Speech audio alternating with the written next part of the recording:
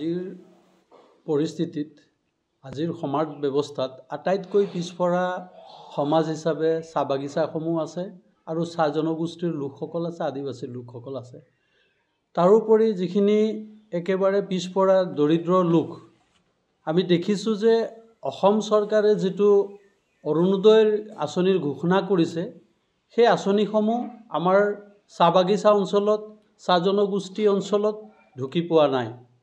লাখ লাখ মানুহ আছে যিসকলে অৰুণোদয় ফৰ্ম ফিল আপ কৰিয়ে আছে, বছৰ বছৰ কৰি আছে, কিন্তু চৰকাৰে তেওঁলোকক অৰুণোদয় ফৰ্ম নিদিয়ে। কেৱল ভোট বেংক হিচাপে, ভোটৰ টোপ হিচাপে তেওঁলোকক ব্যৱহাৰ কৰা হৈ আছে।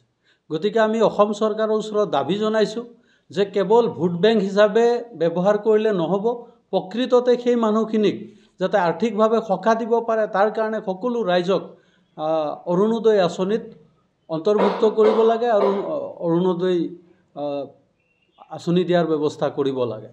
দ্বিতীয় কথাটো হৈছে, আপোনালোকে জানে যে বাগানৰ লাখ লাখ মানুহ ভূমিহীন, তেওঁলোকৰ হাতত ভেটি নাই। গতিকে আমি চৰকাৰৰ ওচৰত এইটো এটা দাবী জ্বলাইছিলোঁ যে বাগানৰ যিখিনি ভোগ দখল কৰি থকা মাটি আছে, সেই মাটিখিনি চাহ জনগোষ্ঠী আৰু আদিবাসী ৰাইজক, চাহ শ্ৰমিকক দিয়াৰ ব্যৱস্থা কৰিব লাগে। প্ৰত্যেক ইলেকশ্যনত বিজেপি চৰকাৰে, হিমন্ত বিশ্ব শৰ্মা ডাঙৰীয়াই কয় যে আমি মাটি দিম, মাটিৰ অধিকাৰ দিম, কিন্তু আজিলৈকে দিয়া পৰিলক্ষিত নহ'ল। গতিকে ২৬ৰ নিৰ্বাচনৰ আগতেই এই যদি ভূমি চাহ শ্ৰমিকসকলক দিয়া নহয়, তেতিয়াহ'লে হয়তো অনাগত দিনত সেই চাহ শ্ৰমিকসকল চিৰজিন্দগীবোৰ তেওঁলোকে ভূমিহীন হৈ থাকিব।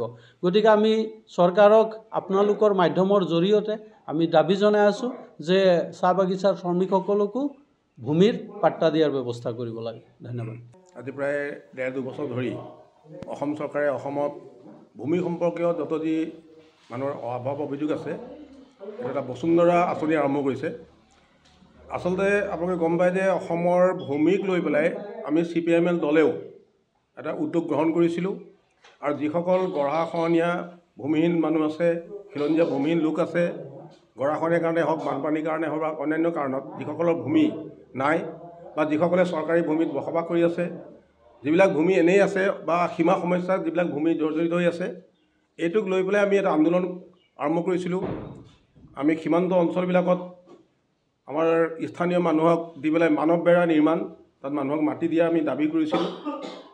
গতিকে অসমত ভূমিক প্ৰশ্নক লৈ পেলাই যেতিয়া এটা সজাগতা আৰম্ভ হৈছিলে, সেই সময়তে অসম চৰকাৰে এই বসুন্ধৰা তেওঁলোকে এটা টোপ দি দিলে যে আপোনালোকে বসুন্ধৰাত আবেদন কৰক, আপোনালোকে ভূমি পাই যাব। আমি ৰিজাল্টত দেখিলোঁ যে এতিয়ালৈকে বসুন্ধৰা ১, বসুন্ধৰা ২, বসুন্ধৰা ৩, তিনিটা তেওঁলোকে বসুন্ধৰা এতিয়ালৈকে কৰিছে, অনলাইন চলি আছে। আমাৰ বসুন্ধৰা ৩টো ১৫ ফেব্ৰুৱাৰীলৈকে সময় দিছে। কিন্তু তিনিওটাতে অসমৰ যিসকল মানুহে ভূমি দখল কৰি আছে, তেওঁলোকে ভূমি আবণ্টন পোৱা নাই। নম্বৰ 1 হৈছে যে যিসকল মানুহে চৰকাৰী ভূমিত বসবাস কৰি আছে, মানে গুপ্তচাৰ, যিবিলাক গুপ্তচাৰ মাটিত বহি আছে, তেওঁলোকে এই বসুন্ধৰাত আবেদন কৰাৰ কোনো সুযোগ পোৱা নাই। দ্বিতীয়তে যিবিলাক তথাকথিত যিবিলাক ফৰেষ্ট মানে এৰিয়া, ৰিজাৰ্ভ ফৰেষ্ট, আমাৰ গহপুৰতো আছে, ইয়াতো বহুত আছে, যিবিলাক ৰিজাৰ্ভ ফৰেষ্ট, সেই তাত থকা মানুহবিলাকো আজি ৬০-৭০ বছৰ ৭০ বছৰ ধৰি তাত কোনো ফৰেষ্ট নাই, তাত মানুহে বসবাস কৰি আছে। আমাৰ গহপুৰৰ বৃহত্তৰ অঞ্চল ৰিজাৰ্ভ ফৰেষ্টত আছে। গতিকে তেওঁলোকে আজি ৭০ বছৰ ৮০ বছৰ ধৰি বসবাস কৰি আছে। সেই মানুহবিলাকেও এই বসুন্ধৰাৰ যোগেদি কোনো ধৰণৰ আবেদন কৰাৰ ব্যৱস্থা নাই। আৰু যিবিলাক PGR VGR মাটিত যিবিলাক মানুহ আছে, তেওঁলোকেও বসুন্ধৰাৰ যোগেদি কোনো সুবিধা পোৱা নাই। গতিকে তেনে মুষ্টিমেয় মানুহক তেওঁলোকে বসুন্ধৰা আবেদন কৰিব সুযোগ দিছে। আৰু ২ নম্বৰ কথাটো হৈছে, যিসকলে বসুন্ধৰাত আবেদন কৰিছে, কোনোবাই চৰকাৰী ভূমি দখল কৰি আছে, আগতে তেওঁলোকে বেদজ খাজানা দিছিলে, তৌজি খাজানা দিছিলে, 10 বিঘা মাটি, 12 বিঘা মাটি, তেওঁলোকে আবেদন কৰিলে খুব বেছি 5% মানুহে তাৰ আবণ্টন পাইছে। কিন্তু যোনে 10 বিঘা আবেদন কৰিছে, তেওঁক দিয়া হৈছে 1 বিঘা মাটি। গতিকে তেনে নগণ্য সংখ্যক মানুহক, গতিকে আমি এই যি বসুন্ধৰাৰ যোগেদি অসম চৰকাৰে আমাৰ কৃষকসকলক আমাৰ ভূমিৰ অধিকাৰৰ পৰা বঞ্চিত কৰিব বিচাৰিছে, আৰু তেওঁলোকে 10 বিঘা মাটিৰ ভিতৰত 1 বিঘা মাটি আবণ্টন দি বাকী 9 বিঘা মাটি অসম চৰকাৰে এটা লেণ্ড বেংক বনাই আছে। গতিকে আমাৰ সন্দেহ হৈ আছে যে এই লেণ্ড বেংকটো কি বস্তু। আমাৰ নিজৰ দখলত থকা মাটি তেওঁলোকে এতিয়া এবিঘা আমাক দি পেলাই বাকী 9 বিঘা লেণ্ড বেংক তেওঁলোকে কৈ আছে লেণ্ড বেংক। গতিকে আমাৰ এটা সন্দেহ আছে যে এই লেণ্ড বেংক কিবা অন্য উদ্দেশ্যত চৰকাৰে ব্যৱহাৰ কৰিব নেকি। গতিকে আমি তো এই যি বসুন্ধৰাৰ নামত কৃষকসকলক ভূমি অধিকাৰৰ পৰা বঞ্চিত কৰিছে, এইটো আমি অসম চৰকাৰক গৰিহণা দিছোঁ আৰু সকলো দখলীকৃত মাটিৰ পট্টা দিয়াৰ ব্যৱস্থা কৰাৰ দাবী জনাইছোঁ। বিষয়ৰ ওপৰত অসমৰ ৰাইজৰ দৃষ্টি আকৰ্ষণ কৰিব বিচাৰিছোঁ।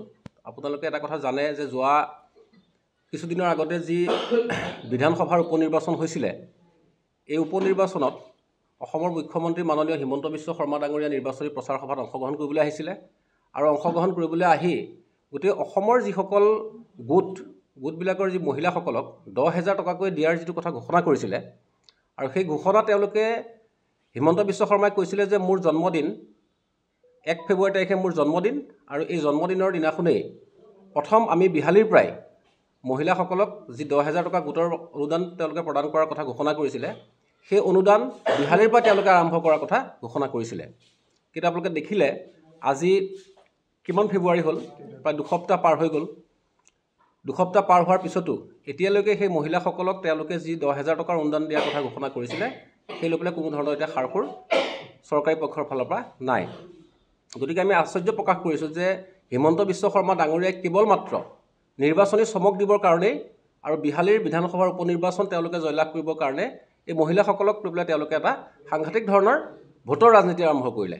গতিকে এইটো আমি গৰিহণা দিছোঁ আৰু আমি আচলতে এটা কথা অনুভৱ কৰিছিলোঁ যে হিমন্ত বিশ্ব শৰ্মা ডাঙৰীয়াৰ জন্মদিনটো মানে ভুলতেহে 1 ফেব্ৰুৱাৰী হ'ল, কাৰণ এইটো হ'ব লাগিছিল 1 এপ্ৰিল। কাৰণ তেওঁ যিটো এপ্ৰিল ফুল কৰিলে, তেওঁৰ জন্মদিনটো আমি 1 এপ্ৰিল তাৰিখেহে মানে উদযাপন কৰাটো ভাল আছিল। গতিকে এইটো আটাইতকৈ দুখজনক ঘটনা আৰু বিশেষকৈ মহিলাসকলৰ কাৰণে বিজেপি চৰকাৰে যিমান অন্যায় কৰি আছিলে, যিমান প্ৰতাৰণা কৰিছিলে, এইবাৰ হিমন্ত বিশ্ব শৰ্মাই বিহালীত আহি যিসকল মহিলাক অপমান কৰিলে তাৰ কাৰণে আমি হিমন্ত বিশ্ব শৰ্মা ডাঙৰীয়াক আমি ধিক্কাৰ দিছোঁ।